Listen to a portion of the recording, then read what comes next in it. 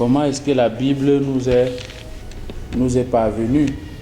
Nous avons dit que lorsqu'on décide de faire le survol ou bien on décide d'étudier un livre de la Bible, il y a 8 éléments que nous devons ressortir.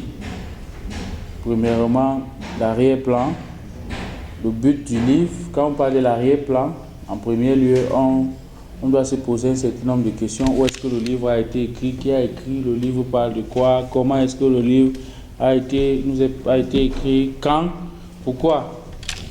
Pourquoi est-ce que le livre a été écrit? C'est des questions qu'on doit vraiment se poser. Parce que lorsque nous nous approchons de la Bible, il est important de faire une très bonne interprétation du texte biblique. Et vous ne pouvez pas faire une bonne interprétation d'un texte biblique si vous ne vous posez pas un certain nombre de questions, si vous négligez l'arrière-plan. J'ai souvent dit que parfois certaines prédications, à peine, il y a des prédications qui ne durent que 15 minutes et après le bavardage prend 40 ou 1 heure de temps. On s'ennuie. Mais si on prend en compte tous ces éléments, on ne peut pas s'ennuyer. Parce que l'arrière-plan va nous fournir des informations qui vont aider de poser une fondation pour notre auditoire quand nous voulons parler. Notre auditoire sera bien préparé pour comprendre ce que vous avez développé. Donc le but principal, c'est toujours important de dire, peut-être pas dans toutes vos présentations ou toutes vos prédications, je ne sais pas, c'est toujours important de ressortir la raison pour laquelle le livre a été écrit, quel était l'objectif, le but principal. Paul a écrit aux Thessaloniciens, pourquoi, qu'est-ce qu'il voulait leur dire concrètement. C'est le but qu'il voulait atteindre, qu'il est important de le ressortir.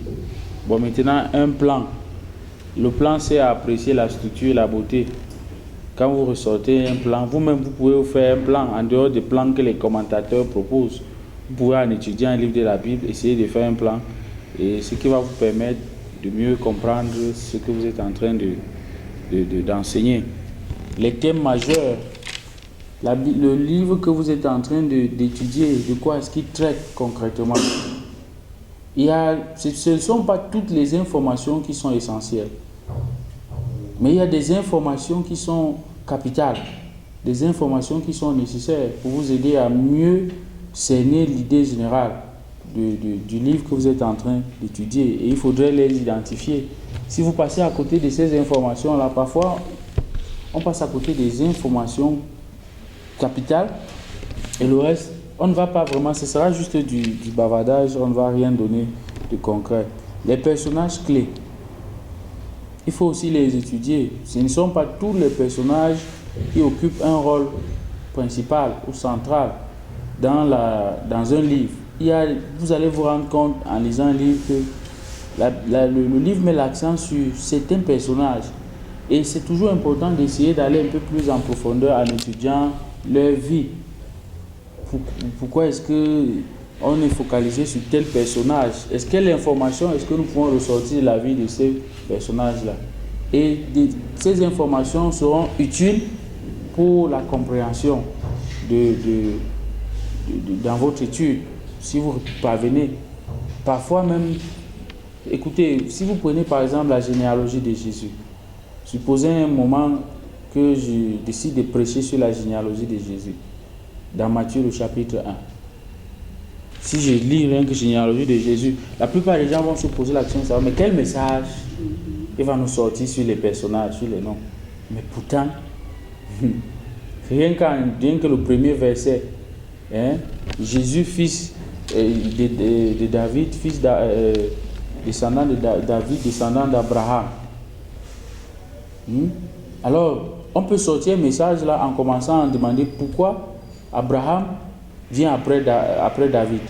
C'est ça que Matthieu dit, alors qu'Abraham a vécu avant David. De quoi est-ce que Matthieu veut vouloir parler ici? Matthieu veut mettre l'emphase sur la royauté. C'est la raison pour laquelle il ne pouvait pas commencer, il ne veut pas parler de l'alliance.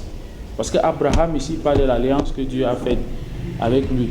Mais Matthieu aussi veut parler de veut présenter Christ comme étant le roi. Pourquoi? Parce que c'est comme ça que les Juifs l'attendaient. Les Juifs attendaient un roi. Donc, puisque Matthieu, son auditoire, c'est les Juifs, c'est aux Juifs qu'il voulait s'adresser. Alors, c'est pour ça que quand il commence sa généalogie, il va droit au but. Et un Juif qui lit, qui commence à lire Matthieu, comprend directement où est-ce que Matthieu va... ça attire sa curiosité, parce qu'il est dans l'attente d'un roi, et il sait que non, Matthieu parle de David. Et ils savent que Dieu avait fait la promesse à David d'un roi qui règne sur son trône éternellement. Vous voyez, tu ne manqueras pas d'un roi assis sur son trône. Et c'est ce roi-là qu'ils attendaient, qui allait venir faire quoi? Comme David, bien sûr, avait combattu pour libérer le peuple de ses ennemis. Et en même temps, les Juifs étaient sous l'oppression, sous la domination de l'Empire romain. C'est ce roi-là qui devait venir les sortir de cette domination. Ils attendaient ce roi, mais beaucoup plus, ils attendaient un roi physique. Ils avaient l'image d'un roi physique. C'est pour ça que dans la Bible, il a existé ce qu'on a appelé les zélotes, ou bien les zélés, en d'autres termes. C'était un groupe qui faisait la formation militaire et qui attendait, il disait que le jour que le roi va venir pour les libérer, ils vont combattre auprès du roi pour la libération de leur territoire. C'est eux qu'on a appelé les zélotes, ou bien en d'autres termes, les zélés. Donc c'était une armée qui se préparait. Il y avait les pharisiens, les sadducéens, il y avait aussi les zélotes, les hérodiens et tout. Donc, eux, ils attendaient ce roi physique-là qui allait venir les libérer. Donc, c'est pourquoi ils ont tellement été déçus lorsque sont venus leur dire que le roi là est né dans une crèche. Et tout ça, ils ont été vraiment... Ils s'attendaient que ce roi-là arrive devant Pilate avec une armée, que Pilate commence à fouiller et tout. Mais ils voient ce roi qui est maltraité, qui est persécuté, qui est même tué. Bref, ils n'ont pas compris que le Seigneur avait dit dans Matthieu, le chapitre 1, le verset 21, que c'est lui qui va vous délivrer de vos péchés. Donc le roi là venait nous délivrer du véritable ennemi qui n'était pas physique, mais qui était... En fait, leur véritable ennemi, ce n'était pas l'Empire romain, ce n'était pas les Romains, c'était le péché. Parce que c'est à cause du péché qu'ils s'étaient retrouvés sur la domination de Rome. Donc s'il n'avait pas eu péché, il n'y aurait pas eu domination. Donc vous voyez souvent qu'il est important de bien mettre l'emphase sur l'étude pour mieux comprendre. Et la plupart des gens qui prêchent des messages qui n'ont rien à voir avec la Bible, c'est parce qu'ils ne vont pas en profondeur pour essayer de comprendre. Ils prennent superficiellement. Vous allez venir dire aux gens, par exemple, que Dieu va vous délivrer de ces démons, alors que la source est là, vous ne leur parlez pas. Qu'est-ce qui provoque la possession démoniaque? C'est le péché. Alors il faut d'abord demander aux gens de se repentir, de vivre une vie qui plaît à Dieu. Ensuite, les démons prendront la clé des champs. Les versets clés, il est important de les ressortir. Dans la parole de Dieu, il y a des versets qui attirent notre attention. Nous devons les souligner. Nous devons les souligner dans notre étude du livre.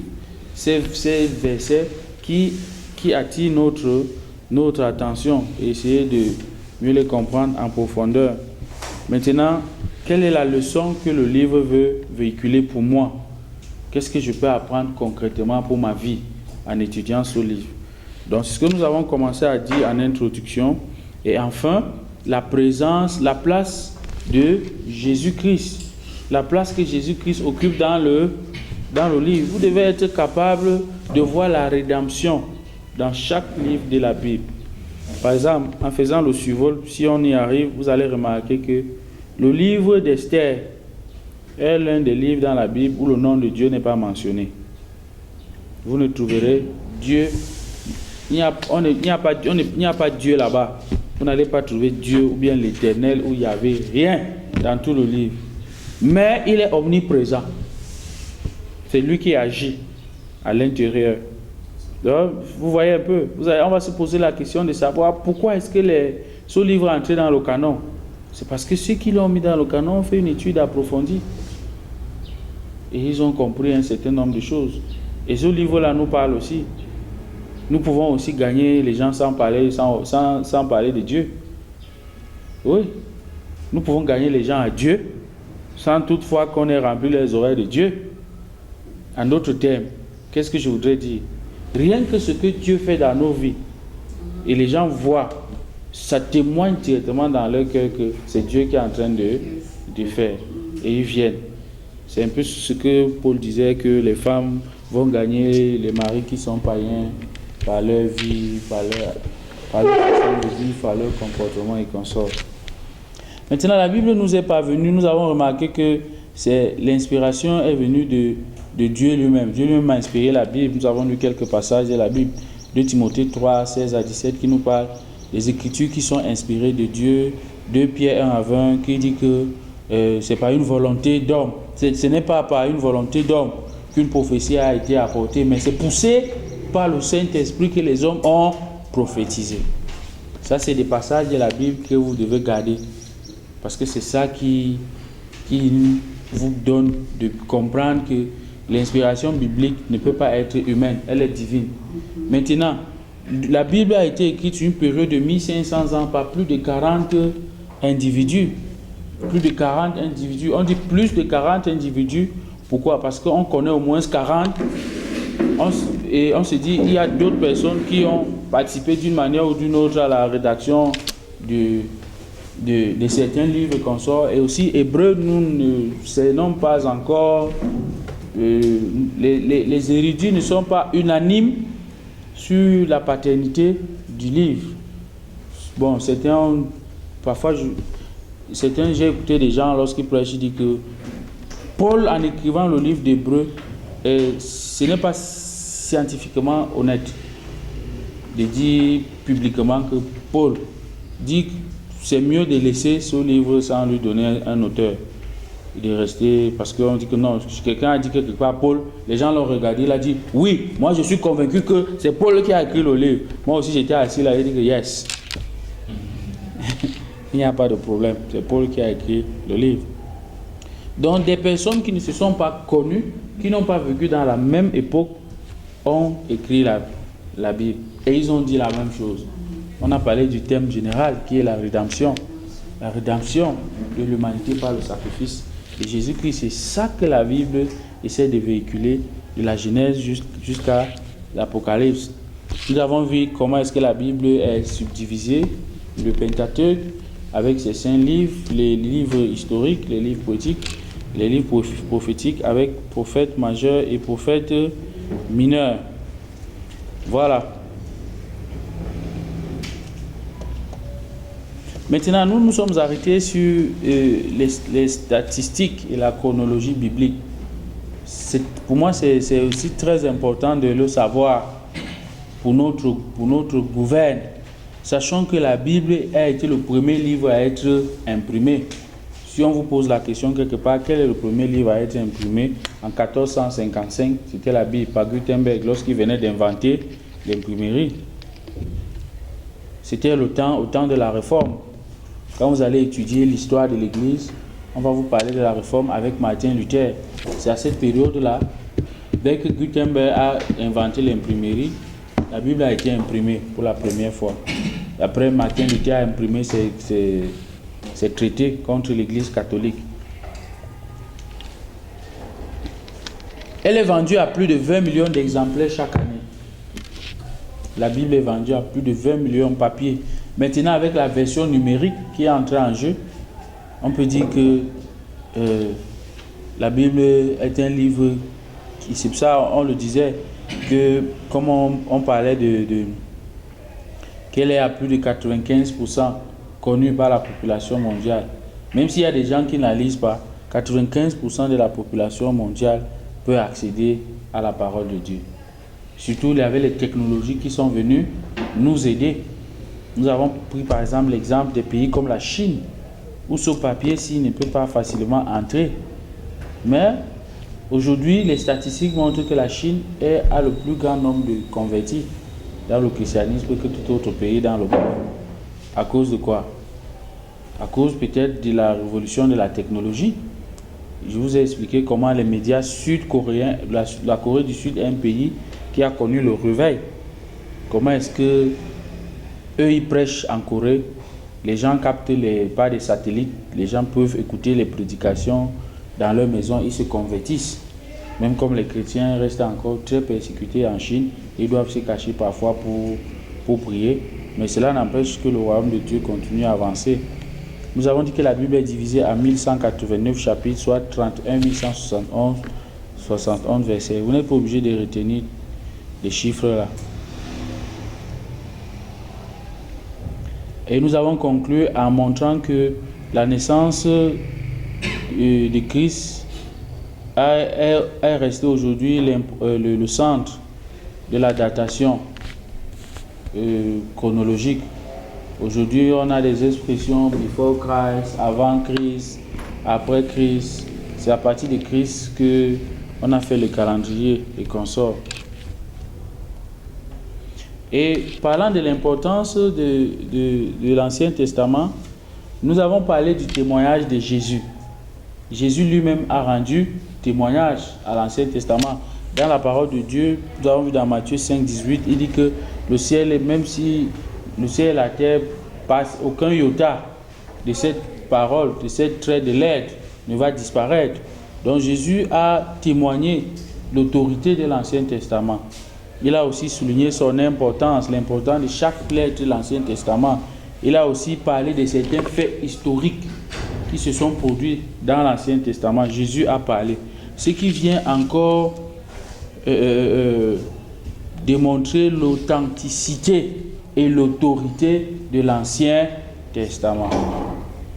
Donc nous allons commencer aujourd'hui avec les livres du Pentateuque. Je ne sais pas s'il y a une question. Je souhaite la bienvenue à madame. Okay, you are welcome. What's your name? My name is Miriam. Mary. Yes, sir. Okay. You are welcome. You hear some French or only English? I understand French, but for complicated French. Not for complicated French. But for complicated French.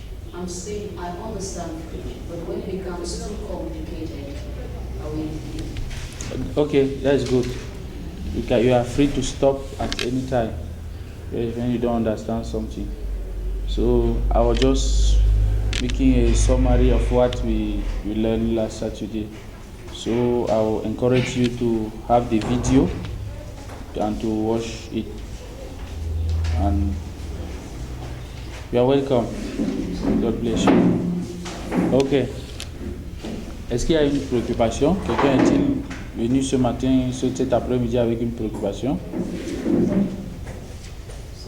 There's no handout. It's only the CD. There's no handout as to what we are talking about.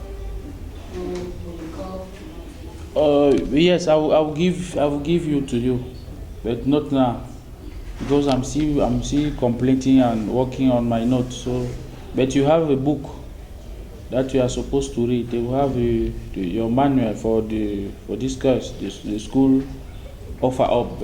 Maybe you pay for 4,000 to have the book of the Old Testament survey. So you have to see. There is a list here. I think she sent a list here for those who are buying the books. You write your name and you pay 4,000 to have the book. But as far as my notes are concerned, you have it. I will give you. So you need to prepare a flash, une clé USB. Wow, voir ça. Je vais faire cela samedi. Le temps pour moi de compléter les recherches. Ok, introduction au livre du Pentateuque. Dans le premier livre du Pentateuque, le premier livre de l'Ancien Testament est appelé le Pentateuque. C'est comme ça qu'on a appelé. Pentateuque. On a dit que Pentateuque veut dire quoi? 5. C'est tout. Pentateuque signifie 5. Ça, c'est une question qui ne manque jamais depuis que j'enseigne.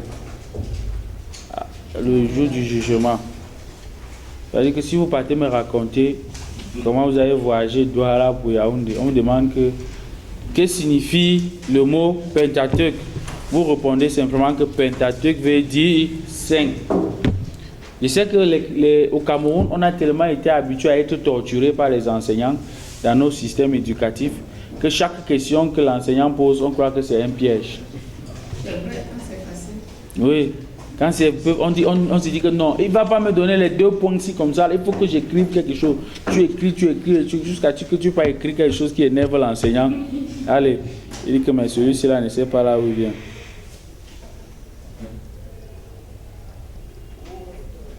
Donc les Juifs ont appelé cette première division de l'Ancien Testament la loi, ou en d'autres termes, dans leur terme qu'ils ont utilisé, la Torah, c'est la loi de Moïse. Ça, c'est la signification de Pentateuque. Donc les 5 premiers livres de la Bible sont appelés Pentateuque, qui signifie 5, donc le mot même signifie 5, et encore appelé la loi ou la Torah. Maintenant, le but du Pentateuque, sa raison d'être. Pourquoi le Pentateuque? Les livres du Pentateuque nous aident à affermir notre foi. Notre foi en Dieu face aux épreuves que nous pouvons rencontrer.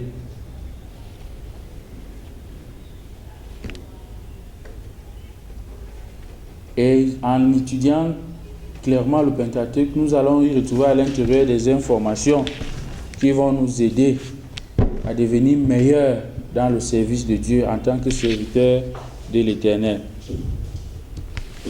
Vous n'êtes pas obligé de tout écrire. Normalement, si on nous avait branché on dit qu'on utilise le matériel pour la radio là-bas, parce qu'on doit brancher ça. Si on branche ça, vous devez pouvoir vous-même lire mes notes. Parce que je vais projeter ça. Vous lisez, une personne lit, les autres suivent. J'espère que dans les prochains... ils ont dit dans 1h30, on pourra avoir ça. Je l'espère bien. Le message du Pentateuque. Qu'est-ce que le Pentateuque véhicule comme message? Le Pentateuque parle de 3 grands thèmes majeurs qui sont développés dans le Pentateuque. Il y a l'origine du monde. L'origine du monde, Genèse 1, Genèse 2 et jusqu'à Genèse 3 nous parle un peu comment le monde est venu à l'existence. Donc le Pentateuque parle de l'origine du monde, de l'origine de la nation d'Israël, de l'établissement de la nation d'Israël. Donc ce sont les 3 grands sujets majeurs qui sont traités dans le Pentateuque. Vous devez souligner ça avec votre bic rouge dans vos notes. Parce que le jour du jugement,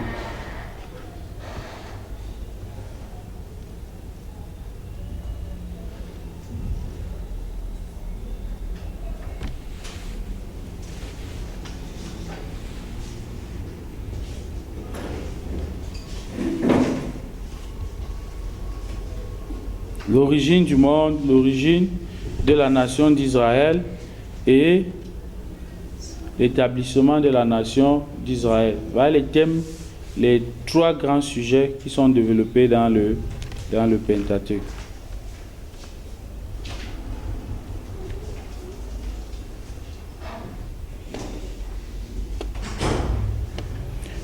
Le Pentateuque est simplement une introduction au reste de la Bible, une introduction au sujet de tout ce que nous connaissons concernant Dieu, de l'homme et du plan éternel de Dieu pour l'homme. Le Pentateuque, c'est le fondement des autres livres de la Bible. Et vous verrez que la majorité des sujets qui sont traités dans le reste des écrits sont abordés dans le Pentateuque. C'est le fondement des autres livres de la Bible.